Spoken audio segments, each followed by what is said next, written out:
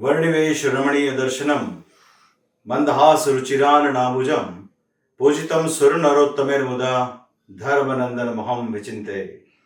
સર્વાવતારી ઉપાસ્ય ઇષ્ટદેવ ભગવાન શ્રી સ્વામિનારાયણ વડતાલ ધામમાં પ્રગટ પ્રમાણ વિરાજમાન આરાધ્ય શ્રી હરિકૃષ્ણ મહારાજ શ્રી લક્ષ્મીનારાયણ દેવના પાવન સાનિધ્યથી આજે જ્યારે મેમનગર શ્રી સ્વામિનારાયણ ગુરુકુલ ખાતે અખંડ 500 કલાકની ધૂનની પૂર્ણાહુતિ અને તે નિમિત્તે આયોજિત સ્નેહ મિલનના એક સુંદર મજાના કાર્યક્રમના પ્રસંગે ઉપસ્થિત સંપ્રદાયના અતિ મૂર્ધન્ય વિદ્વાન શાસ્ત્રી સ્વામી શ્રી માધવપ્રિયદાસજી સ્વામી તેમજ અમારા ખૂબ સ્નેહી એવા પુરાણી સ્વામી શ્રી બાલકૃષ્ણદાસજી સ્વામી અને વર્ષો સુધી કથા વાર્તાના માધ્યમથી ભક્તોને ભગવાન શ્રી હરિની મૂર્તિને વિશે જોડ્યા છે એવા સ્વામી શ્રી હરિસ્વરૂપ સ્વામી આદિક ગુરુકુલ પરિવારના તમામ સૌ સંતો આ પ્રસંગે ઉપસ્થિત મોટી સંખ્યામાં સ્વામિનારાયણ ગુરુકુલની સાથે સંકળાયેલા તમામ ભાવિક ભક્તજનો આપ સર્વને અમારા અંતરના ભાવથી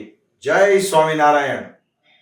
અમને સ્વામી શ્રી બાલકૃષ્ણદાસજી સ્વામી કહ્યું કે મહારાજ શ્રી ભગવાનની કૃપાથી અને આપ સૌની શુભકામનાથી મેમનગર ખાતે 500 કલાકની અખંડ ધૂનની પૂર્ણાહુતિ થઈ.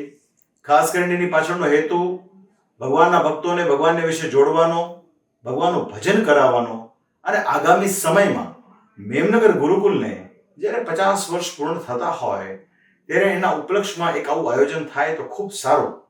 અમને વાત કરતા હતા કે ગુરુકુલના સ્થાપક શાસ્ત્રી સ્વામી શ્રી ધર્મજીવનદાસજી સ્વામીએ અખંડ યજ્ઞનો આરંભ કરેલો અને એના પ્રતાપે આજે ગુરુકુલ સંસ્થા ખૂબ બધી રીતે સત્સંગમાં સારા કાર્યો કરતી હોય ત્યારે અમે પણ એવો સંકલ્પ કર્યો કે આપણે પણ 500 કલાકની અખંડ ધૂનનું આયોજન કરીએ. ભગવાનની દયાથી બહુ સારી રીતે એની પૂર્ણાહુતિ થઈ રહી છે. ઘણા બધા ભક્તોએ આમાં લાભ લીધો છે.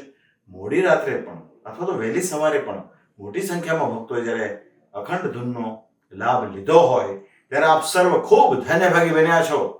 અમે સંતોને બહુ હૃદયથી ધન્યવાદ આપીએ છીએ કે એમણે આવા ભજનાત્મક કાર્યક્રમો કરાવીને સૌ ભક્તજનોને આ ઘોર કલિકાળમાં ભગવાનને વિશે જોડવાનો એક સુંદર પ્રયાસ કર્યો છે. માટે એમને પણ અમારા ખૂબ રૂડા ધન્યવાદ.